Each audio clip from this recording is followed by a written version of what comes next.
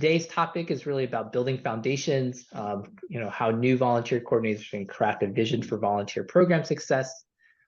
So my name is Gung. I'm the co-founder and CEO here at Civic Champs. We do volunteer management software. And of course, I'm joined by Hunter. Hi, everyone. I'm Hunter, one of the partners at Little Green Light.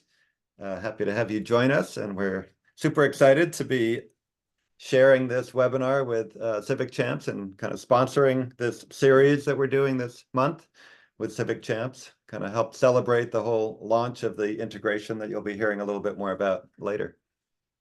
Absolutely, absolutely.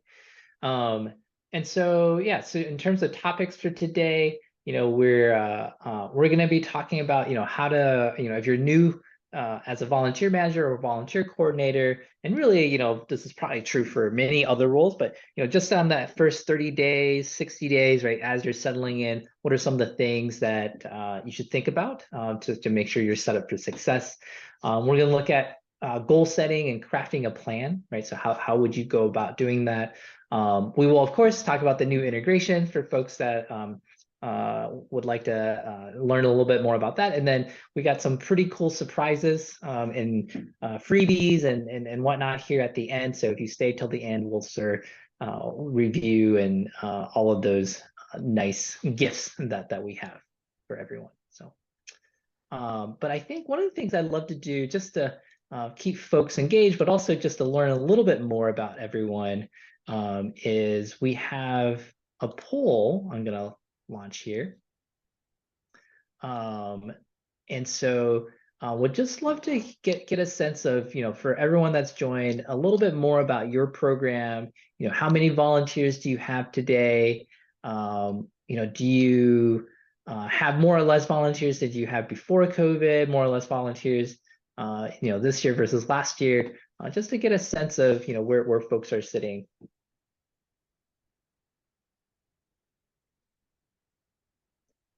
And some of you may have seen, if you were here last week, these were kind of the similar questions that, we asked last week as well. Right. And so, yeah, it looks like we got about 70% of folks have already answered. So we'll just give it a few more seconds here.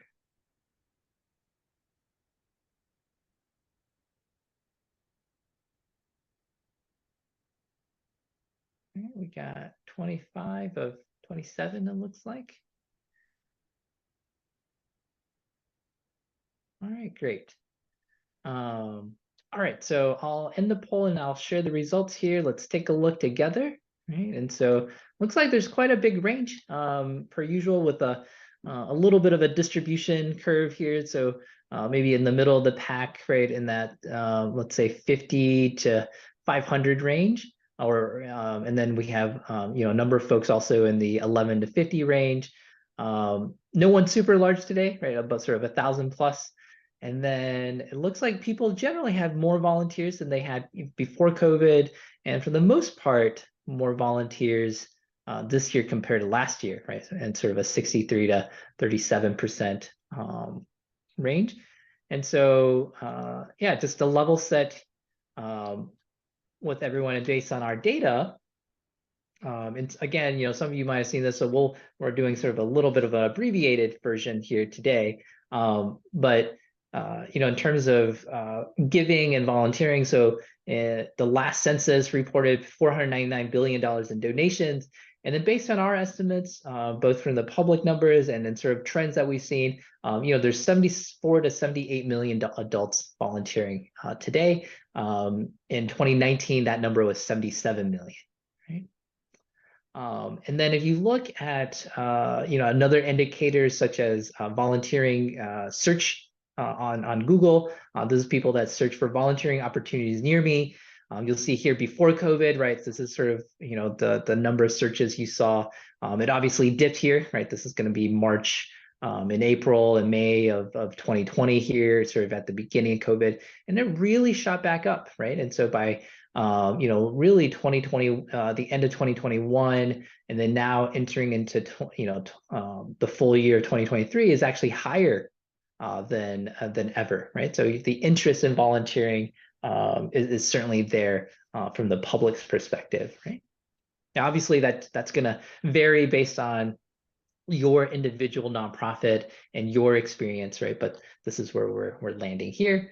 And then this is Hunter. I don't know if you want to talk about this, but this is the internal stats from Little Green Light, and sort of shows kind of a very similar story. Yeah, this was looking at Little Green Light customers who track volunteer hours in their Little Green Light account, and only the accounts that have actually done that for the whole 5-year period. So we could see the impact of the pandemic very clearly there in 2020, and then a pretty consistent rise up through 2022, a little bit of a leveling off or drop even in 2023, at least among the customers and how they're tracking in Little Green Light. But yeah, definitely good to see that it's kind of rebounded significantly from the pandemic years. Yep. And that leads into sort of this, this part about, why even think about, why does it matter, right? And so, this is from our friend Toby Johnson, who, if you don't follow her, she's great in terms of volunteer management advice. And so, one of the things, when you're thinking about starting off as a volunteer manager, right, and setting yourself up for success is making sure that you're strategically aligned with the organization, and these are some of the benefits of being strategically aligned, right? And so she lists 7 things here. I'll just highlight a few of them. The ones I think are really important, right, is that making sure that you are aligned with the bottom line of the agency, right? So whether that's whatever the goals that the board or the ED has set, right? Like your volunteer program, your goals are strategically aligned and will feed into those goals as well, right? If you're able to have strategic alignment, right, it also helps communicate why volunteer talent is a strategic resource. It'll help you with grant writing. It makes a better case for internal support, right? So whether that's buying a software like Civic Champs, right? You need to have a good reason, right, for that purchase. And so having that strategic alignment really helps with that, right? Also, I think in the long run helps you personally prioritize what you work on or what you don't, right? Just, to help you say, hey, there's a world of things I could do, but these are the things I'm going to say no to because strategically it doesn't make sense. Right? And then the last 2, right, are to make sure that everyone, that matters to that vision can be invited in the room, so to speak. And then it'll help you, practice your influence skills within the organization, right? And of course, right, beyond strategically alignment of your plan, right? Like obviously the volunteer coordinators themselves are incredibly important, right? And sort of also this art of volunteer management, right? In terms of the impact we have on nonprofits. I always think that it's interesting that all nonprofits start off as 100% volunteer run, right? And I think a lot of folks forget about that as you get, you grow and you become professionalized. And so, maybe it's retapping into some of that historical, usage of volunteers, maybe, but to remember that volunteers can provide value across the board, right? And not just in very like niche and siloed roles. But if you have great volunteer management and strong volunteer coordinators, right? Here's kind of a bit of a laundry list here, but all of these benefits, right? In terms of to the organization, right? And so you're going to have better recruitment and onboarding. You're going to be better able to match skills to roles, and you're going to be more compliant, right? And so that's why I think today's topic is important, right? You also see that the average value of volunteering, this is published by the independent sector, is $31.80. Right, 50% of volunteers say volunteer leads has led them to giving more to an organization. Other studies show about 76 to 79% of volunteers will give, right? Self-reported, but that's what volunteers themselves will say. right? And then volunteerism itself has drives a lot of value that otherwise we'd have to hire staff to complete. And so here is something I think is interesting, right? So as we're thinking about this topic of new volunteer managers, how to set up for success, one of the reasons you have a lot of new volunteer managers is that it's a relatively high turnover role. And so these are 15 reasons, that, board director provided that people tend to leave their organization. And so I'd be curious, since we have a group here,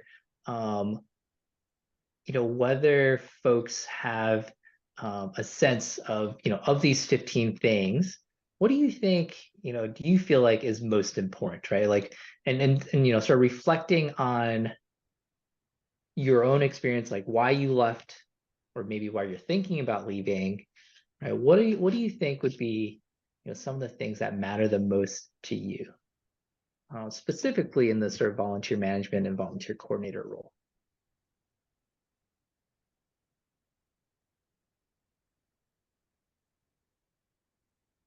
Okay. Yeah, it looks like we got about a third of folks. I know it takes a little bit longer to read this one since there's a number of options here, right? Starting with being underpaid to all the way to being overworked and everything sort of in between there.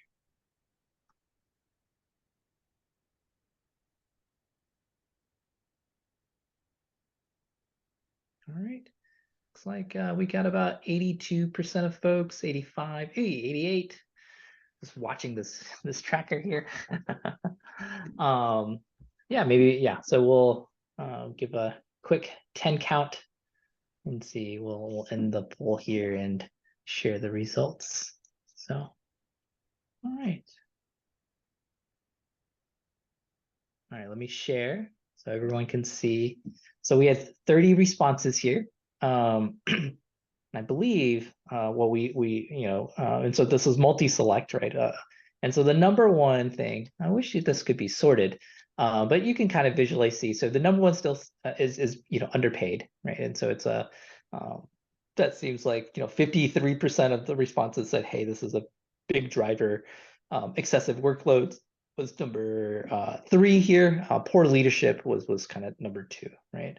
And then if you were to go down, poor communication was maybe the next highest with 8 votes. And then we had lack of career development. And in some ways, right, like some of these go hand in hand, right? Like career development, upward mobility are very similar in many ways. Right? So thank you for sharing that. And so hopefully, right, today's topic will allow folks to some of this may be harder to solve, but if we're able to advocate better for ourselves, if we're able to share a plan, perhaps that can alleviate some of these issues, right? And so settling in, let's say you're a brand new volunteer manager, what is it that perhaps you should think about as you're getting started? And if you're not new, maybe if as a moment with the new year, right, taking a step back and saying, hey, if we were to reset a little bit, what might be something I consider doing, right? And so the 3 things that we found, and sort of tapping into my prior consulting days a little bit here, right? For new hires generically, but also if specifically for this role, understanding your sort of organization's knowledge, and we'll talk a little bit more about what that means. Getting to know your current volunteers, of course, super important, right? And then getting to know the existing processes, right? That's sort of like the baseline, and that'll kind of help set up how we think about goal setting, which will be the next topic, right? And so building your organization's knowledge, this is, a little bit text heavy here, right? But, the ways, that I would go about doing this, right? One, understand the statistics, right? That's an easy one, look at the reports. I think the second thing though, is really understanding from your manager or the executive director, what is it that you're going to be measured on for success, right?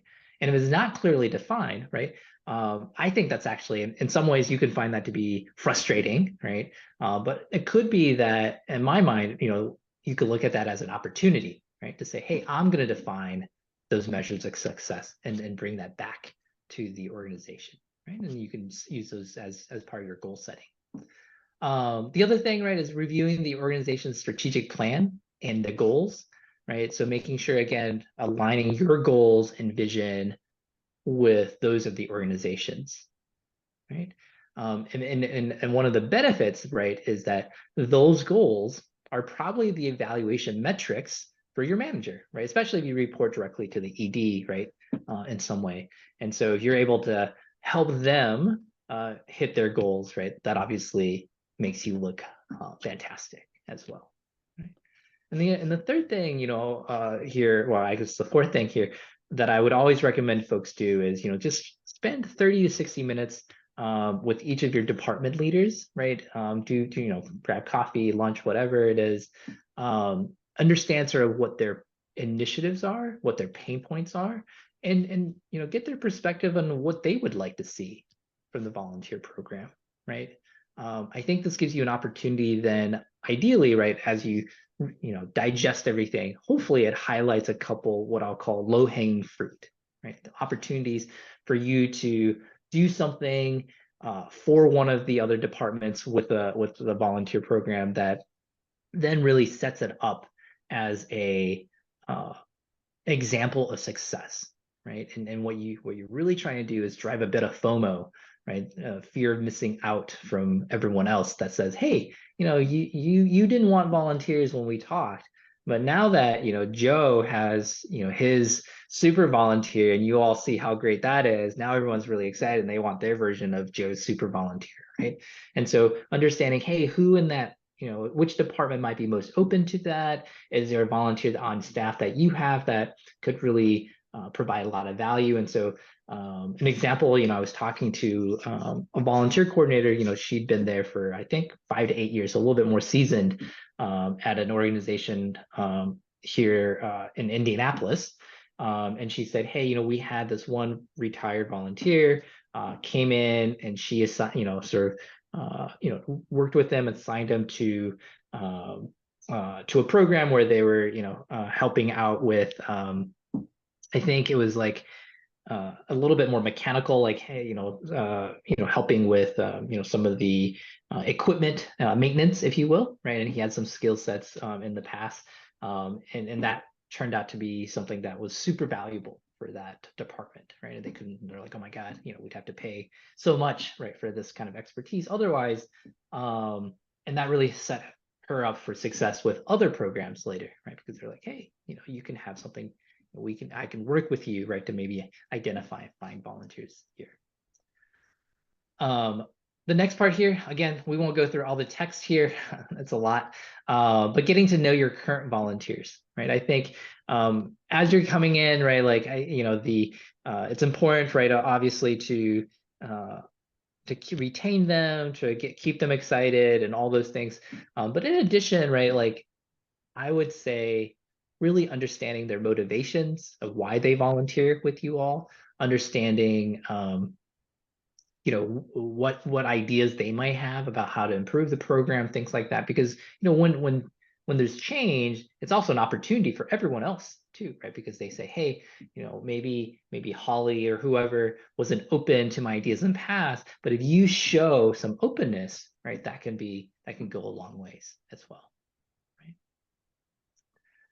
And so here's some example questions, and we're going to share these slides back out with everyone so you don't have to take a gazillion notes.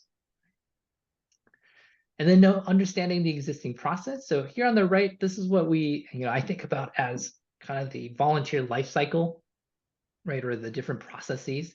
And so you have recruiting, onboarding, scheduling, engaging, retaining, and then reporting, right? These are sort of the different things that most volunteer managers need to do in some way or form. And so understanding, how do we do that today? Right? What is the process? What tools do we use to recruit, for our onboarding, right? Like, do we have a handbook, right, that, or a playbook that sort of outlines all this? And if we don't, right, maybe this is something that you can create for yourself. And of course, don't forget to ask what tools people use, right? Like Hunter, maybe you've seen this, right? But sometimes when we have customers that have a new turnover or new role, they don't even know they have a subscription to Civic Champs sometimes, right? Or and then it's like, oh, we suddenly see, maybe the usage dropping off a little bit when we reach back out, and they're like, oh, well, I just joined a month or two ago and no one told me, right, that this is what we used. And so, just ask those questions, right? Like, hey, do you know what, do we have a tool that we're using? Do we have a subscription? I don't know, Hunter, does that ever happen on your end? Yes, unfortunately, it does happen where people will ask, what's this bill I got? Like, oh, well, your organization hopefully is using the software. Yeah. Right. Like, yeah. Um, all right, and then extra credit. So this is, I think not something you have to do, but could be helpful, right? As you're getting started, is take a glance at their social media profiles. But you could do a quick glance, right? Like you don't just ignore most of it, right? But look at the ones that have high engagement, right? Where there's a lot of comments, there's a lot of likes, and see what kind of content that, what is it that people are resonating to, especially the comments that people are leaving comments, what are people saying, what resonates with folks, right? So this will help you as you're thinking about recruiting for volunteers too, right? So like, what is it about this organization that people really love? All right. And so let's say you're settled in, you did all of these things, right? You have an idea of the processes in place. You've talked to your volunteers, you read the annual report. And so now we're going to set those goals and craft a plan, right? And this seems, I assume, pretty daunting when you're just getting started, right? Like you're starting, and then you have to get to, like, let's say you have some goals, right? And so you're gonna set what those goals are, but then how do I even get there from A to B, right? Like it's or my organization says, we want to serve 1,000 more students, right? It's like, oh, that's awesome. And but and as a volunteer coordinator, maybe like it's my responsibility to recruit mentors or recruit volunteer teachers or whatever to supply that. But that seems like an audacious goal, and how am I going to get there, right? And so a couple things that could help you, right? So one is there's a couple tools that, and partners that we've worked with. So VQ strategies, these are hyperlinked, by the way. So if you're at home, you can actually click into these to see them.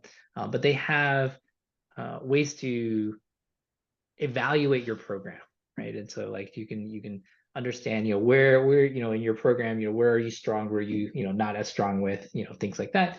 Volpro with Toby has a very similar assessment that you can complete as well, right? And then similarly, she has this very simple way of matching, again, like what is your goal, what is your agency's goal, what is the volunteer service goal, and then how would you measure success, right? I wouldn't necessarily use these examples as verbatim, right? But an idea of how you might set something up like this, right? And so setting your goals, right? So creating your vision. And so let's say you've done some of these exercises, right? And then another thing to think about is, as you're setting the goals, making them quote unquote smart. Some of you might be familiar with this framework. And like any framework, there's pros and cons to it. So there's a list of pros here and a list of cons. But I think generally, right, if it's often better to have a framework than not. And so SMART, what does that stand for? SMART for specific, measurable, achievable, relevant, and time bound. And so as you're setting goals, right, to think through, am I setting a very specific goal, right? Is it measurable? Can I actually measure that? Are we doing well or not well against that goal? Can it be achievable, right? Is this something that I feel like we can achieve?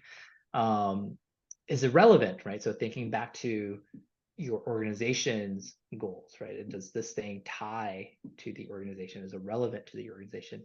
And then time bound, right? So setting us a little bit of deadline. So I'm going to recruit, 25 new volunteers for this role by, in the next 4 months, right? And that's something that you could for sure measure, right? Like, I've gotten one, I've gotten two, right? And maybe that's relevant because growing the number of volunteers is going to help you broaden your donor base, as an example, right?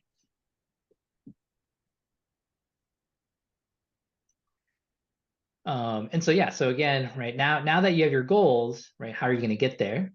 And so you need to create a plan. And so a couple things that you can do, right, as you're creating a plan. One is actually involve your team, right? And so you might say, hey, here's a bunch of our goals. What are some ideas, right? Just like brainstorming. And you could do this by yourself, but I find it's more interesting or fun with the team to say, all right, help me out, right? What are some other, what are some ideas we can, things that we could do to hit this goal? We just did this, a while back for Civic Champs, and we said, hey, if we wanted to, grow our company by, by 1,000% in the number of nonprofit we serve, what would we do, right? And people are like, oh, you could do this, you could do that, you can make it free, you could do this, right? And so keeping, an open mind and saying like, hey, even if it's outlandish, just put it out there, right? Because sometimes those outlandish or like crazy ideas, you can tweak them a little bit and they suddenly like, oh, actually, no, we can't do exactly that, but maybe we could do something that's, similar but more achievable, right? The other thing, right, as you're creating a plan is find yourself a mentor, right? And so there's lots of more seasoned volunteer coordinators out there. I always find it very helpful to have someone that's been in my shoes, right? That's done the work, and say, and ask them for advice, right? Like, hey, do you have a copy of plan, right? Like, what are things that I need to work? And this is someone you can, ideally, the way I would make the ask is, really admire you, et cetera, right? But I'm looking for help, and what I'm looking for is 30 minutes once a month, right? You don't have to do any prep. I'll just come with questions, and and then they can just give you answers to those questions, right? And you would be surprised. Most people, I find, if you ask them, are pretty happy to help, right? Everyone likes to share their expertise and feel like they're helping people.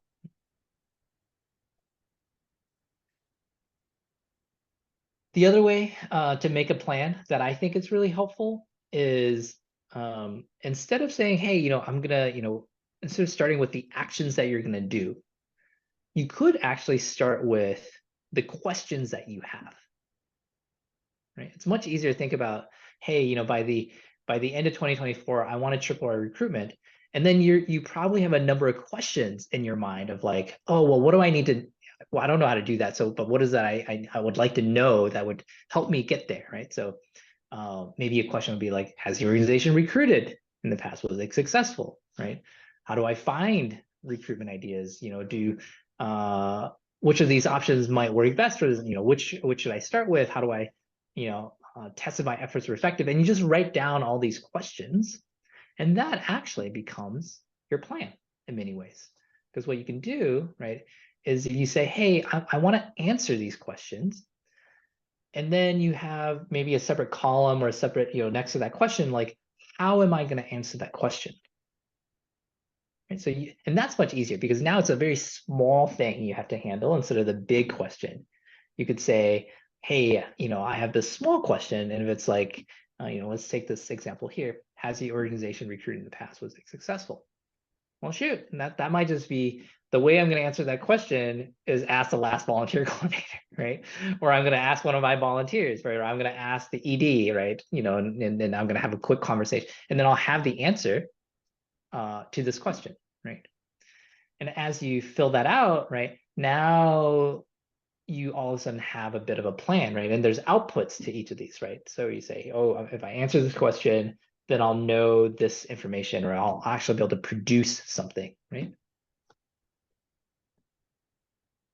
And the other thing to, if you take this approach, right, what you'll find is that and in like all plans, I would say there's a lot of granularity at the beginning, right? So you're going to have a lot of details that you're going to be able to think through and know. And it's okay to sort of take stabs at the big, next steps, but not have a lot of details, right? So it's like, I think in 6 months, then I'd want to do this. And then 9 months, we want to do this. But I don't, I'm not exactly sure how we'll do all those things by then. But that's okay, right? Because you're gonna have more and more granularity as you get closer and closer to those mile markers. And then the last piece, right? So let's say you have a plan now, right? Determine how you're going to measure success, right? And so these are just examples. But again, right, like just make sure that once you have that plan, right, like how do I know that I'm on track, right? And so, maybe, and here's some examples, right? But finding something that's measurable that can, keep yourself accountable. And last but not least, right, let's say you create this beautiful plan, you have all your goals in place. Now you got to present it, you got to share it back. And interestingly, right, usually when, in this case, right, if you look at this, you set your goals, you create your plan, you determine your impact. When you present, I would always start with the end, actually, right? And so when you present, you actually start with your impact, right? So you say to your ED or whoever it is, right, I came up with a plan, and sort of our goals and vision for the volunteer program. And what we're going to do is we're going to be able to grow donations by 10%, and that's going to be, $10,000. And we're going to be able to drive awareness in the community our nonprofit, by, and the signal for that is we're going to see, more signups for our newsletter or something. I don't know what the measurement exactly is here, but you could say, here's the 3 or 4 things that I'm going to help with our sort of main organizational goals, like the impact that we're going to have. And that gets people attention, and then they're excited, right? As opposed to, burying that and saving that for the very end. You start with that, right? And then you say, hey, here's the plan for how I'm going to get there. But I'm going to need some things to be successful, right? There's a few things I need to be successful. And so it makes your ask or your advocacy for tools, right, much more effective, because they're saying, oh, well, if I want this big goal and there's a plan that makes sense, and Gung says he needs, to buy some software to get there. Okay, well, that makes sense, right? Especially then you say, and by the way, right, Miss Edie, here's how I'm going to track my success.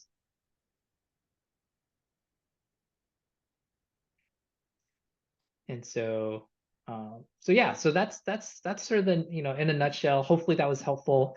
Hunter here, I think you were saying this might be very familiar, similar for fundraisers as well, right? Yeah, thank you. I mean, this is a session all about volunteer management, so I don't want to take too much time on the fundraising side, but it does sound very familiar with what we hear from a lot of people who are in the fundraising management role or new fundraisers. Very similar. I saw a chat message earlier when people were introducing themselves where someone said, I got thrown into the volunteer coordinator role 4 years ago. And that thrown into is very familiar sounding. This concept of the accidental fundraiser, probably someone who's good at communicating, what the organization's all about, and suddenly they find themselves in charge of fundraising. That's very typical, without a lot of formal training behind it. So you're kind of, wondering, how do I do this job? What I'm sharing are some of the blog posts that our esteemed colleague Virginia Davidson, she's on our support and training team. She writes a lot of our blog posts that are kind of the general fundraising tips articles. And each of these is really directed at the new fundraiser, but a lot of the concepts in here are going to be very similar to what Gung just talked about. Like the 5 secrets to success talks about, get to know your board members and kind of what their expectations are of the role. Get to know the plan or create the plan.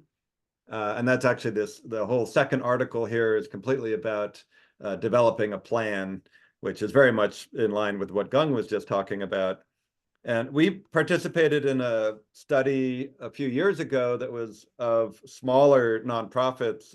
And one of the topics they were getting at in the study was what helps an organization be successful in the fundraising area.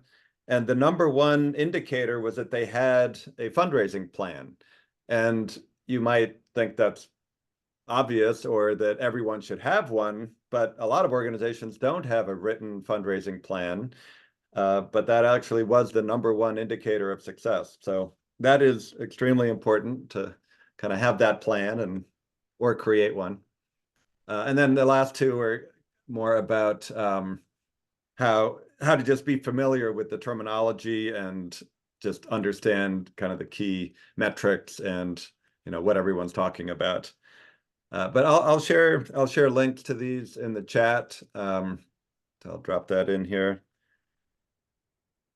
Yeah, and you'll also be able to get those when the slides come out. You can click on the slides and click through those articles, see if they're of interest or helpful. Yeah, no, I mean, it's not super surprising, right? Like again, it's the new year, still January here, but all the coaches always tell you, you have to write down your goals, right? And there's some crazy stats around if you write them down, you're just X% much more likely to actually achieve them, right? So you have to sort of speak them into existence, right? So that makes a lot of sense. Yeah. All right. Well, for folks, that haven't seen the integration, hopefully this will be really interesting. For those of you that have, feel free to skip this part of it, I suppose, or maybe it'll give you a refresher on what we're offering here. And so I guess to start, right? So, Civic Champs, right? Our goal is to really support nonprofits across the entire volunteer life cycle, right? From recruiting, onboarding, scheduling, engaging, retention, and reporting. One of the things that makes us unique is that, we have a mobile app. It's actually for both volunteers and admins. In this case, you're looking at the volunteer side. And so they're checking in. It only takes 2 taps, right? They hit the check-in, they hit this thing. And then now it has a little timer that tracks your time. It'll automatically check people out at the end of their shift, right? And so it makes it really simple for them. But if they do remember checkout, we allow people to leave a reflection, right? And so if you think about retention, this is really important, right? You want to know if people are really happy and they're going to be champions of yours, and maybe recruit more volunteers, or if they're unhappy and you want to reach back out. One of the other things we can do is you can ask for a donation, of course, right? If someone is very, very happy. And so that's sort of an integrated feature right here. And then, people, are using volunteer management platforms oftentimes because we need to do reporting, right? And this is a way to make it simpler. And so this is what Civic Champs looks like on the back end. You can see each row here is an active service. And so you have this rich detail, and it tells you, if someone's happy or not, and you can, filter for all of this. And if you click into a person, right, it shows you their profile. You can see their emergency contact, right? Their contact information, in addition to maybe their overall stats, right? Any notes that you might have had about them, any waivers that they've signed, all the reflections that they've ever shared with you, and then if they've ever filled out an application or any sort of questionnaire, the answers to that. And so, yeah, that's a quick, overview of Civic Champs. And then all of that data, it now flows over to Little Green Light, which is super exciting. And I'll let Hunter talk through more of that. Great, thank you. Yeah, it's very exciting that it's fully automated now. That's the recent upgrade that went live. So now if you have Civic Champs and you have the integration turned on, as you enter or as volunteers enter their time entries on the Civic Champ side, that is getting sent directly over to your Little Green Light account. It shows up in Little Green Light in our existing volunteer entry spot. So it populates the existing fields that you're already familiar with in Little Green Light. On this screen, we're looking at the volunteer area. So it summarizes for whatever time period you're looking at. It summarizes all of the activities, acts of service that are recorded by category. And those categories are automatically populated from the integration through the role that's in Civic Champs. And then each individual entry, of course, is tied to the volunteer as well, and it either matches or creates the volunteer record for the constituent. On the next slide, we see the details within the volunteer record, so within the constituent record itself. Gang, if you could go forward one. Yeah, so this is within an individual constituent record. So you can see all of their volunteer details kind of itemized in that activity history that you see on every constituent record, alongside all of the other interactions that you've had with them, such as gifts that you've received or events that they've attended and so forth. We can go on to the next one here. I wanted to show kind of an example of how you can use this data and kind of the reason why we're excited to be integrated with a volunteer system like Civic Champs. And Civic Champs, of course, is way better suited to help you set up opportunities and let volunteers sign up for those opportunities and log their time. All of that is, really what Civic Champs is built to do. Whereas in Little Green Light, we really want to be the ultimate repository of all that rich information about your constituents across both their donation history, but also other activities like volunteering. So, for example, you can search for people who they're not yet donors, but they have volunteered, in this case, 5 hours or more. So you can customize all these searches, of course, but identify people in your database that you might want to reach out to because they look like they could be good prospects on the fundraising side as well. And then the next screen is just another example of a search that you could run. Find people who have volunteering in the last year, or they have donations in the last year. And then on the next slide, it shows kind of how do we see that across the board. So for each of our contributors, what have they contributed in terms of volunteer time? What have they contributed in actual gift, monetary gifts? And then it really just adds to your view of kind of who's in your data, who are your supporters and how might you reach out to them. And then in Little Green Light, you can easily create segments and reach out, individually. I mean, not as segments, you can reach out and have customized messaging by segment. So you could talk differently to people who are active volunteers and donors, or any combination that you're looking for there.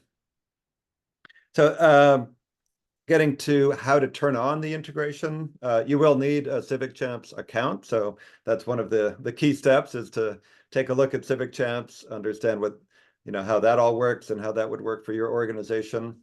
But to turn on the integration is a single click in Little Green Light. It's on the integration settings page. On the left there, you see Civic Champs. When you go to that page, there's a big blue button that says Enable Civic Champs.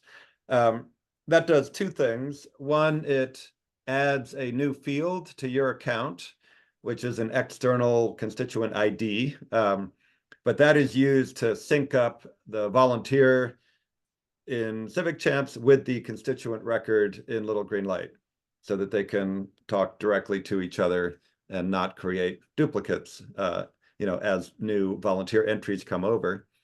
And then the second thing is it adds a place in Little Green Light where we're listening, waiting to hear data from, or to receive data from Civic Champs. And once you activate that, you can actually take a look at that and see how the fields are mapped. They're set up automatically to bring over all the core fields, so you don't really have to mess with it. But it's nice to be able to see kind of how the data is coming in. And then you also have an option of whether you want the data to come in through a review queue so that you can look at it before you accept it, or you can uncheck that box and just let the data flow directly in. So you have that option like you do with a lot of our other kind of integrations and imports and data sources, where you can decide whether to review the data first or just let it flow straight in. So that's a very quick overview of the integration itself. Yeah, no, I think it's super exciting. I mean, it's a very slick integration. It's in real time, so it's always neat to see the data immediately show up on the other platform, right? And then, like I said, as we wrap up, we have a number of freebies, right? So there's a couple here in terms of resources for folks. So we have a couple blog posts in terms of nonprofit strategic planning, how to keep your program steady despite turnover, and then we have a couple prior webinars that might be helpful. And again, this will be all shared in the slides that we sent to everyone. And then we also have, for those of you that might not know already, a very, very cool deal with Little Green Light, celebrating our integration with Hunter and his team. And so for just LGL customers, we're providing a 50% discount for a 1-year subscription, or a 1-year free for a 3-year subscription, right? So kind of buy 2, get 1 free in that case. We're running this through the end of March. And so sort of end of the first quarter, the idea is that we want as many folks to be excited and use this as possible, so we can have some case studies, and then you all can sing our praises and and share that with the world, right? So to book that, you can, there's a link here to book a demo with us to get started. And then upcoming webinars, we have one more next week here, activating volunteers as donors. Mobilizing passion and impact, right? So that'll be the sort of conclusion of our 3-part webinar series here with Civic Champs and Little Green Light. And then finally, right, if you would like to stay in touch with us, this is our contact information. Feel free to reach out, on LinkedIn, and I'm always excited to meet more folks in the nonprofit sector as well. With that, yeah, thank you everyone for joining us. Very much appreciated.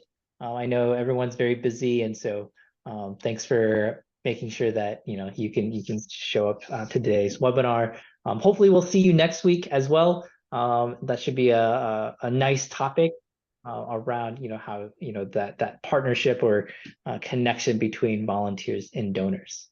Yes, great. Nice work, Gung. All right. Thanks, everyone. We'll talk soon.